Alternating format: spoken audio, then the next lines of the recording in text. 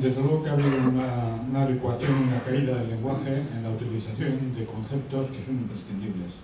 Por poner un ejemplo, aparte de los que habéis citado vosotros, que está muy extendido incluso entre la izquierda abertzale. Ahora se habla de salario justo.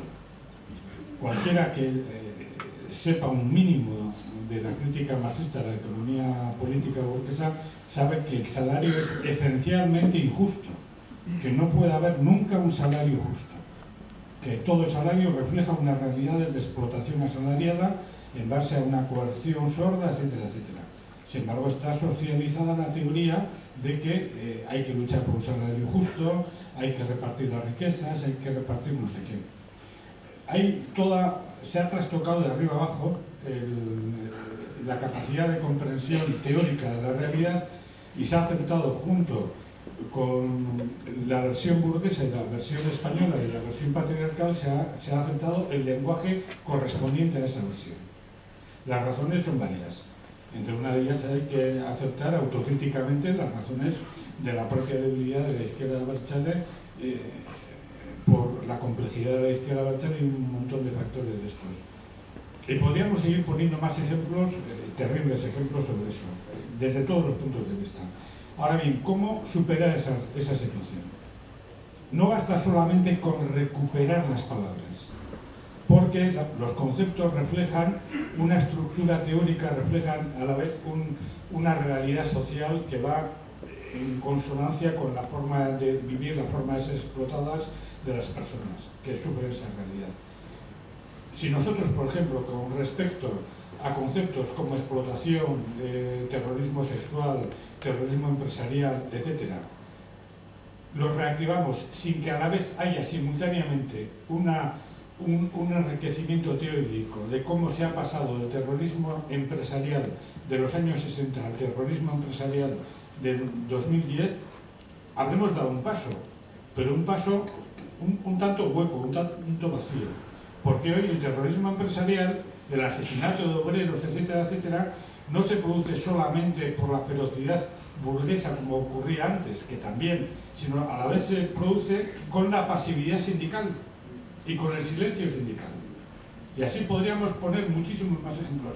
De tal forma que el concepto es todavía, después de ese enriquecimiento, es mucho más duro y más radical. Cuando, por ejemplo, planteamos el problema del terrorismo machista, muy bien, hace unos años era el terrorismo machista aplicado en el contexto familiar, etc. Ahora es el terrorismo machista aplicado mediante una carga propagandística, una justificación religiosa, una interpretación machista creciente que explica y que tiene la razón y que busca, quiero decir, por qué tienen que ser las mujeres las primeras expulsadas del trabajo, las que primero se pudran en sus casas, en ese llamado domicilio, etcétera, etcétera. O sea, que no solamente se trata de recuperar esos conceptos que nos los han quitado y que hemos hecho dejación, sino de valorar en qué se han endurecido, cómo ha empeorado la situación que denuncian de aquellos años que los utilizábamos hasta ahora. El concepto de terrorismo, el concepto de tortura. Este es un debate y un enriquecimiento que debemos hacer. Porque si solamente recuperamos el concepto, vale. Por ponerte un ejemplo, ayer mismo había en un periódico un anuncio que puede pasar desapercibido, pero con toda esta situación de terrorismo machista tiene un contenido terrible. Una empresa, Armani, ha dejado a un famoso jugador de fútbol como referente sexual, lo ha dejado de un lado y ha cogido a otro jugador de fútbol como referente sexual para la venta. La razón ha sido que el primer jugador sexual... Bueno, sí. ¿Qué diría por ahí? El otro jugador ha sido porque simplemente, según decía este periódico inmundo, o sea, el periódico El Mundo, decía, la tiene pequeña, de Toquín la tiene pequeña. Y eso aparece a primera plana. Ese es un terrorismo de una carga simbólico, afectivo, terrible, que hace unos años no existía a ese nivel. Entonces, si nosotros queremos recuperar, mientras que parece ser que el otro jugador la tiene mayor, entonces, si nosotros no recuperamos y no enriquecemos teóricamente esa dinámica de aumento de la presión, no solamente en material, sino desde todos los puntos de vista, la sola recuperación de la palabra será beneficiosa, pero no será suficiente. Por eso, la recuperación de los conceptos tiene que ir unido al enriquecimiento teórico y análisis crítico de cómo ha empeorado la explotación capitalista. Y ese es el esfuerzo que estamos realizando. Tiene que ser una doble tarea, dialécticamente unida. Y podríamos poner infinidad de ejemplos al respecto. He puesto uno que sufre la inmensa mayoría de la población por una situación y otra, que acabo de poner de este periódico. Pero podríamos poner un montón, y todos terminan planteando la necesidad que, junto a la recuperación de viejos conceptos que siguen siendo científicamente válidos, tenemos que mejorar como sustantivo, como tarea sustantiva de base, la carga teórica y política que sustenta esos conceptos.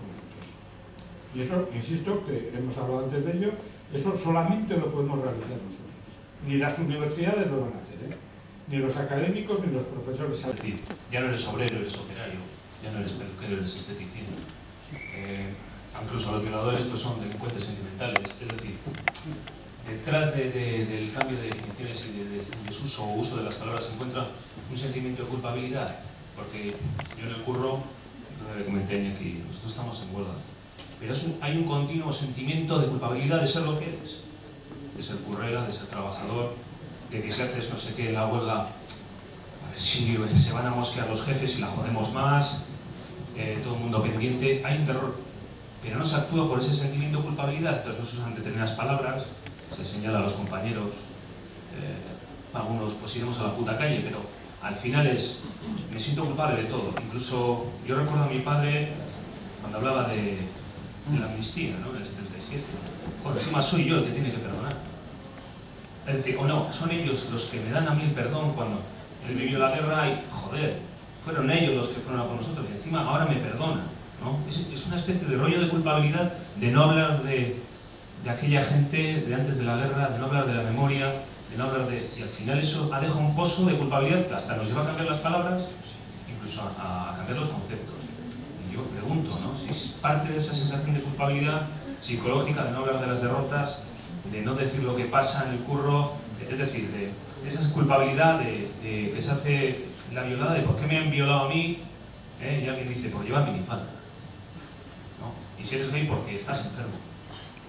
Es como una constante culpabilidad que te lleva a eso, a cambiar conceptos, a distorsionar la realidad, como dice Iñaki, ¿no? Y eso se acumula y se prolonga y muchas veces no sabes cómo pasar a la ofensiva, ¿no? En la propia plantilla, en el propio currelo, en todos los ámbitos, en muchos ámbitos de la vida, ¿no? No sabes cómo pasar a la ofensiva, ¿no? Porque tienes que comer un montón de mierda, tragártela y claro, y además no hacer nada que pueda ofender a la empresa a pesar de que te tiene más pisado, vamos.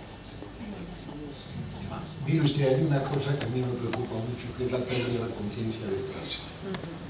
Eso es tremendo, como usted dice, por ejemplo, ya no se puede hablar, bueno, no hable usted de proletarios, porque dirán que esto es del siglo pasado, porque el proletario era el que iba con un pantalón de pana y alpargata, como me dijo una señora en Madrid, que me dijo, es que hablan ustedes, mi hija es trabajadora, pero no, y dije, pero bueno, pero su hija tiene participación en la empresa o no.